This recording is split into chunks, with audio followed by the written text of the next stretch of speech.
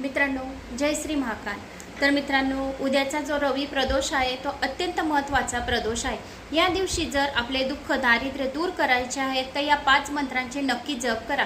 या मंत्रांनी जप केलेली सुख समृद्धी शांती प्राप्त होते, मनातल्या सर्व इच्छा पूर्ण होतात, व्यापार चालत नसणार, लग्न जुळत नसणार, संतान प्राप्ती नसणार। तर या 5 मंत्राचा जप केल्याने सर्व दुःख दारिद्र्य दूर होऊन महाकालची शिवशंभूची कृपा प्राप्त होते। तर कुठल्या 5 मंत्राचा जप करायचा आहे? ओम नमः शिवाय नमः, ओम शंभवे नमः, ओम त्र्यंबकम यजामहे सुगंधिं पुष्टिवर्धनम उर्वारुकमिव बंधनान् मृत्युर्मोक्षी मामृतात्।